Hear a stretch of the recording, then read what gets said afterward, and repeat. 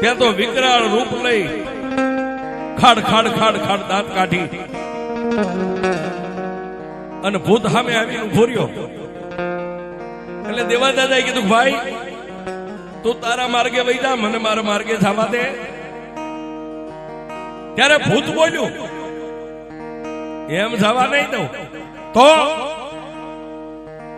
મારી યારે તમારે બાજવું પડે, યુદ્ધ કરવું પડે. દેવા દાદા ભાસ કરાય એ કીધું, ભાઈ રવા દે, તું તારા માર્ગે વહી જા કે નહીં. અને સાહેબ રાતના 12 વાગે ગારિયાધારના સીમાડાની માથે વેરણ વગડાની માલિબા દાદા દેવાએ અને ઓલા ભૂતડે બે યુદ્ધ માંડ્યું.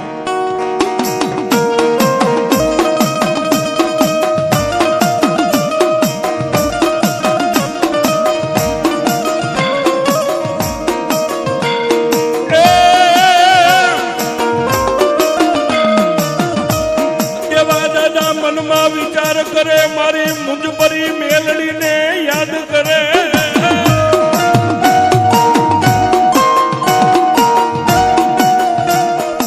આવા સમયે રાતના 1, 1:30, 2 થોડીક વાર દાદાને પાડી દે, થોડીક વાર દાદા ઉભા થઈને પાછા ઓલા ભૂતને પાડી દે. આમ કરતા કરતા 3 વાગ્યાનો સમય બન્યો અને આવડા ભૂતનો સોટલો દાદાના હાથમાં આવી ગયો. એટલે દાદાએ સોટલો કાપી લીધો. ભૂત 2 હાથ જોડી ઢીસણ વાળી અને દેવા દાદાને વશ થઈ ગયો. દાદા મને મારો ચોટલો આપી દો. કે એમ તને ચોટલો ન મળે તો તેથી દેવા દાદાએ કીધું, મારે દીકરો નથી, તું મારો દીકરો બની અને હું સિંધુ ઈ કામ કર, હાલ મારી હારે. ત્યારે ભૂતે એટલું કીધું, દાદા રવા દ્યો. નહીં, તું હમણાં મને કહેતો ને કે લેતા જાઓ, હાલ મારે તને લઈ જાવ.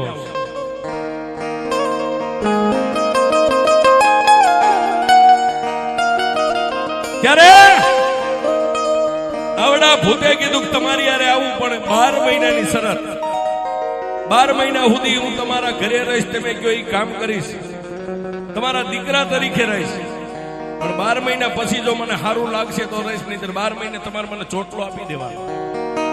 દેવા દાદા કોઈ વાંધો નહીં, તારી શરત મને મંજૂર છે. પણ છેલ્લે ભૂતે કીધું, જો દાદા સાંભળો, મને કોઈ તમારા ઘરના સભ્ય જયારે ભૂત કહે છે ને તો પછી હું 12 મહિના નહીં રહું. મને કોઈ ભૂત કહે છે એટલે હું તરત નીકળી જાય કે વાંધો નહીં, નીકળી જાય. નાના બાળકનું રૂપ લઈ દાદા હાલી નીકળ્યા.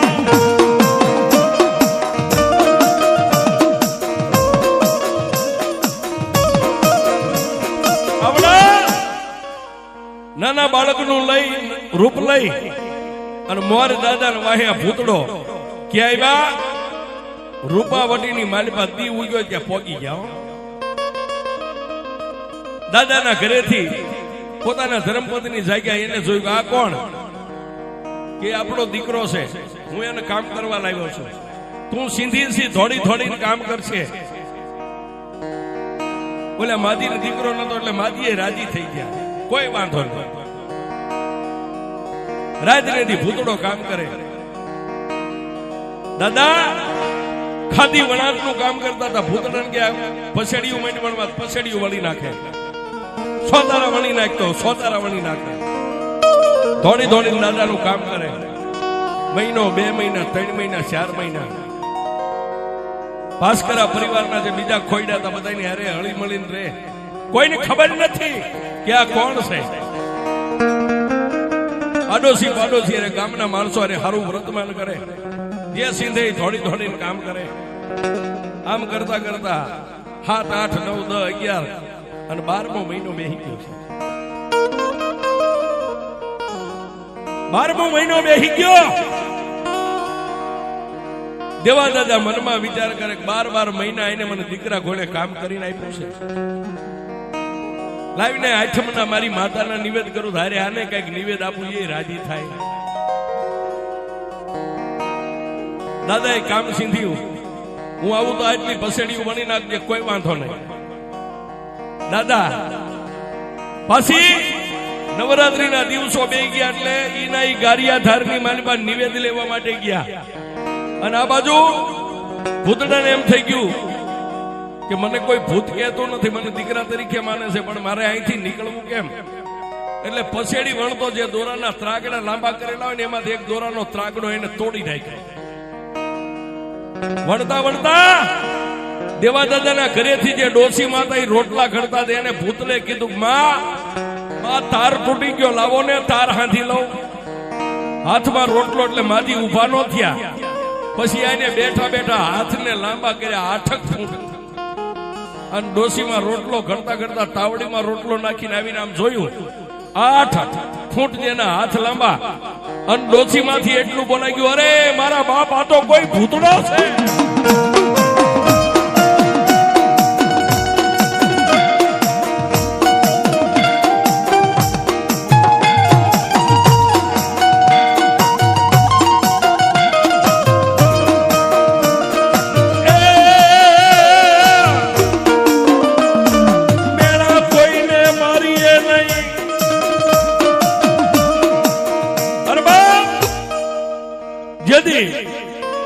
દેવા દાદાએ આનો ચોટલો કાપ્યો. દીદી એને કીધું હતું કે બને કોઈ તમારા ઘરના સભ્ય ભૂતડો કહે છે તેથી હું રહીશ નહીં. અને ઓલા માજીથી એટલું બોલાઈ ગયું, અરે મારા બાપા તો કોઈ ભૂતડો છે. વણતો વણતો બધું કામ ફળતું મેકી અને ડોસીમાં સામે જઈ દેવા દાદાના ધર્મપત્ની સામે જોઈ, બે હાથ જોડીને કીધું, માડી તમે મને અત્યાર સુધી દીકરા તરીકે રાખ્યો છે, મને બહુ ખવાયું, બહુ હાંચ્યું, પણ જેથી મારા દાદાએ મારો ચોટલો કાપી લીધો ને તેથી દાદાએ વચને બંધાણો તો 12 મહિના રહીશ, સારું લાગે તો પછી રહીશ, પણ જો કોઈ મને તમારા સભ્ય મને ભૂતડો કહેશે તો હું રહીશ નહીં. મારી આજ તમે મને ભૂતડો કીધો ને, મારા દાદા ગયા છે ગારિયાધાર, આવે તો એને કહેજો કે ગયો. બે મા દીકરો આટલી વાત કરે ત્યાં દેવા દાદા આવી ગયા. દેવા દાદા કાનો કાન વાત સાંભળી ગયા. બસ બાપ, તારે જાવું છે? આ દાદા મારો સમય પૂરો થઈ ગયો, મારે જાવું છે. દેવા દાદાએ ભૂતડાના ખંભે હાથ મેકીને કીધું, તને મેં દીકરા તરીકે રાખ્યો, તે મને અમને બેયને માવતર તરીકે હાથવીને ખૂબ મારું કામ કર્યું. પણ મારા મનમાં એક ઓરતો હતો કે 8મના દિવસે મારી મુંજપરી મેલડીના નિવેદ કરું ને, અરે તને જમાડીને રાજી કરું, તું આજ વહી જા. પણ દેદી ભૂતડાએ એટલું કીધું, દાદા આપણા બેયની આગળ કળિયુગ આવે, કળિયુગમાં અમારી ઇતિહાસના ચોપડે આપણા બેયની યાદી રહે એવું કઈક કરીએ. તેથી દેવા દાદાએ કીધું કે બાપ ભૂતડા શું કરશું? દાદા સાંભળો, આજથી તમારા અને તમારા ભાસ્કરા પરિવારને હું વચને બતાવું છું. ભાસ્કરા પરિવારની માલિકા કોઈ દી ભૂતનો વણગાડ નહીં થાય. ગમે એવું ભૂતડું હોય છે તમારી વસ્તીમાં આવવા નહીં દઉં. અને જ્યાં જ્યાં તમારી ભાસ્કરાની વસ્તી કોઈની યારે બાધણ થાય છે, મને ભૂતડાની યાદ કરશે ને એટલે તમારી વસ્તી હાથે આવીને હું બાજીને વિયો જાય.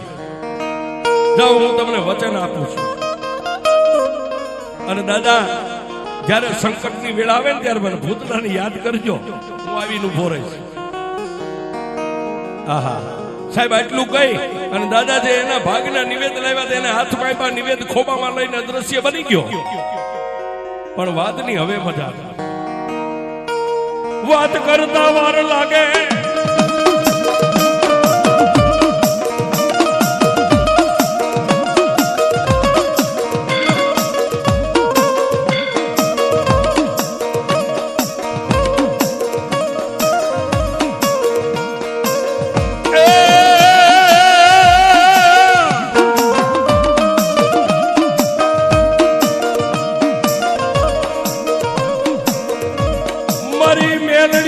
ધારી કટિયાર કહેવાય, મારી મેલડી વગર ગોળીની રાઈફલ કહેવાય.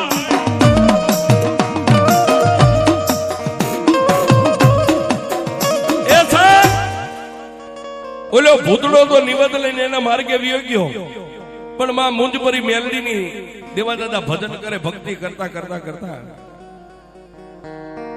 એક દી એવો ઉગ્યો સાહેબ દિલ્હીની માલિપાથી ઔરંગઝેબ બાદશાહની ફોજ લઈ અને ઔરંગઝેબ બાદશાહ નીકળ્યો. શું કામ? હિન્દુસ્તાનની માલિપા જેટલા હિન્દુના દેવદેરા હોય ને એને ખંડિત કરી નાખવા છે. દિલ્હીથી નીકળ્યો, અમદાવાદ પડાવ નાખ્યો, અમદાવાદ થી નીકળ્યો ગારિયાધારના સીમાડાની માથે પડાવ નાખ્યો છે. ત્યારે રૂપાવટીની માલિપાથી ગાયોના ધણને લઈ, ગાઢ બકરાને લઈ અને ગોવાળ વગડાની માલિપા સારવા માટે નીકળ્યા છે. અને ઔરંગઝેબ બાદશાહની જે ફોજ હતી ને માણસો ભાળી ગયા. પરમાટીનું ભોજન કરવું છે, ગાયોના ધણને વાળી દીધું.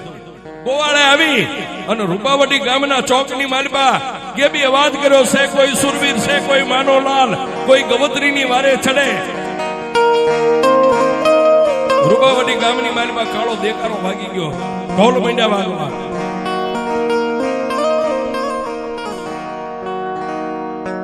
દેવાદાદા માં મેલડીના મઠમાં બેઠેલા ને કાને અવાજ સાંભળ્યો. બહાર જઈને કીધું, શું છે ભાઈ?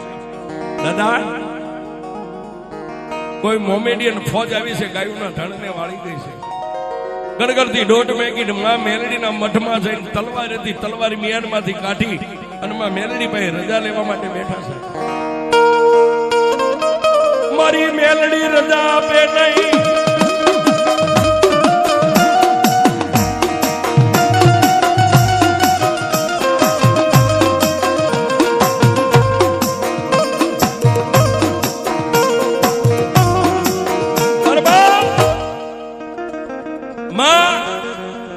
મેલડી ભાઈ રજા લેવા બેઠા. માં મેલડી રજા આપે નહીં, પણ ઓલી ગાયોના ધણને વાળી ગયા છે એટલે ફરી વાર રજા નો લીધી. માં મેલડીને પેડલીને ત્રણ તાજે ભરી હાથમાં તલવાર લઈ અને ગડગડતી દોઢ મેગી ક્યાં જાય, ક્યાં જાય, ક્યાં જાય, ક્યાં જાય. ગામના સીમાડાની માથે જ્યાં ગાયોનું ધણ વાળી અને મોમેડીનો હાલી જતા એની ભેગા થઈ ગયા છે. માં મેલડીનું નામ લઈને તલવારનો ઝાટકો માર્યો. એક મોમેડિયન ને પોતાના અશ્વકેતા ઘોડાની ઉપરથી નીચે ઉતારી માથે બાપાએ પ્રાણ માંડી અને બાકા ઝીક, બાકા ઝીક, બાકા ઝીક, બાકા ઝીક. પણ દરિયા જેવડી ઔરંગ બાદશાહની ફોજ. દાદાને એમ થઈ ગયું કે આટલા બધાને હું જીતી નહીં શકું. ત્યારે એને તલવાર વાળો હાથ આમ ઊંચો કરી અને એટલું કીધું કે આવજે મારા ભૂતડા, આવજે.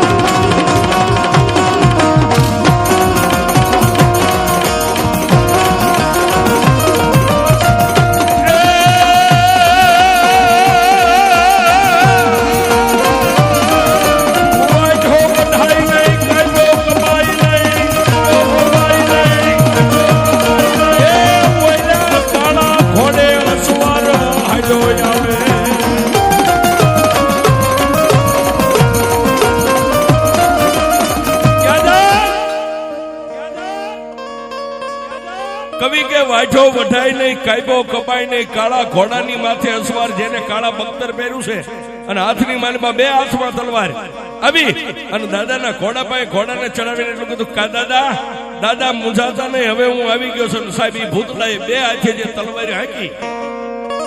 ઔરંગઝેબ બાદશાહની ફોજ હતી, કેટલા મારી નાખ્યા, કેટલા પડ્યા, કેટલા ભાગી ગયા. ગાયોના ધણને વાળીને ગામના ગોવાળોને હોંપી દીધું. પણ ગામના સીમાડે ઉભા ઉભા દેવાદાદા મનમાં વિચાર કરે, મારી મેલડી પાસે રજા લીધી હતી, મારી મેલડીએ મને રજા નથી આપી, છતાંય હું આવ્યો તો હવે મારાથી ગામમાં જવાય નહીં. દાદા એમાં મારી મુંજપરી મેલડીને પોકાર કર્યો અને માં ધરતીને પોકાર કર્યો. ધરતી ફાટી અને દેવાદાદાએ જીવતા સમાધિ ગામના સીમાડે લીધી. ત્યારે ભૂતડાને છેલ્લી વાર એટલું કીધું કે, એ ભૂતડા, હવે હું જાઉં છું. ત્યારે ભૂતડે એટલું કીધું કે મેં તને બાપ માન્યો તો, જ્યાં મારો બાપ હોય ને ત્યાં દીકરો હોય. એ પગની મસરક મારી ધરતી ફાટી. દેવા દાદાની હારો હાર ગામના સીમાડે ભૂતડાએ પણ હમાત લઈ.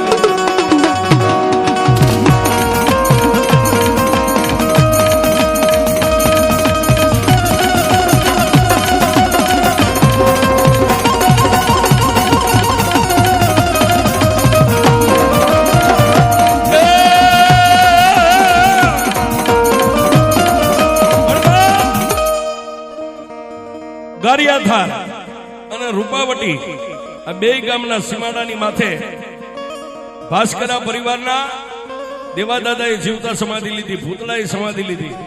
આજ બેયના મંદિર છે. ભાસ્કરા પરિવારની વસ્તી આ બંનેને માને છે, પૂજે છે. પણ જે ભક્તિ, જે પ્રતાપ છે એ મારી મુંજપરી મેલડીનું છે. અને જેને જેને દુનિયાની માલિકમાં મેલડીનું ભજન કર્યું ને એને મેલડીએ કોઈ દી કમોતે મરવા નથી દીધા. ત્યારે એ મેલડી આવો તો રમી, એ મેલડી આવો તો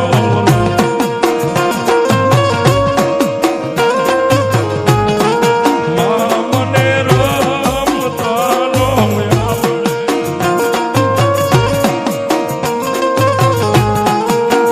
પણ છેલ્લી કડીમાં મેલડીને યાદ કરવા મેલડી કેવી છે?